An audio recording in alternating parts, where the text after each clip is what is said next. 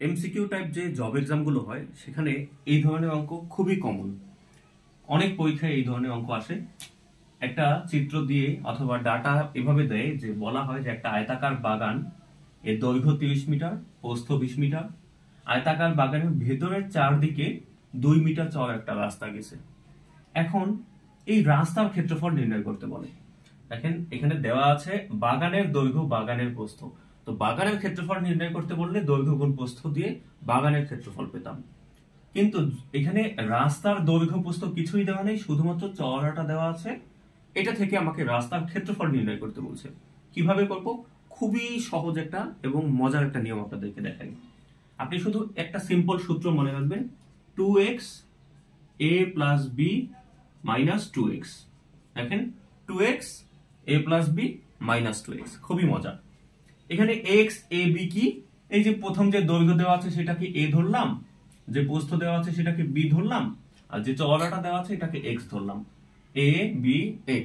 এখন আমাদের মান বের হয়ে যাবে, রাস্তার ক্ষেত্রফল বের হয়ে যাবে। দেখেন 2x অর্থাৎ 2 ইনটু x এর মান এখানে কত? 2। a কত দেওয়া আছে? 30।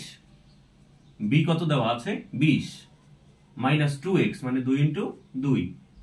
2 দুগুণে 4, 30 আর 20 মিলে 50 মাইনাস 2 দুগুণে 4, 4 ইনটু 50 থেকে 4 গেলে 46, 4 6 24, 4 হাতে থাকে 2, 4 4 16 2 18, 184 মিটার স্কয়ার। দেখেন এমসিকিউ এর জন্য এই ধরনের কৌশল কিন্তু আপনার অনেক অনেক সময় বাঁচাবে। কেননা এই অঙ্কটা লিখিত নিয়মে করতে গেলে মিনিমাম 1 পেজ করতে হয়। আপনারা সবাই এটা ক্লাস 8 করেছেন এই ধরনের অঙ্ক।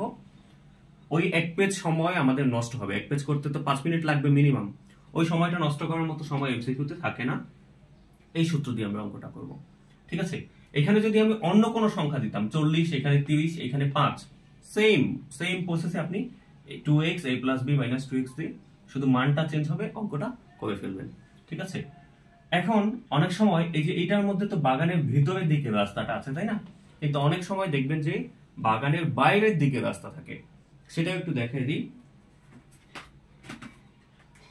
বাগানের বাইরের দিকে যদি রাস্তা থাকে তাহলে আমরা কিভাবে করব?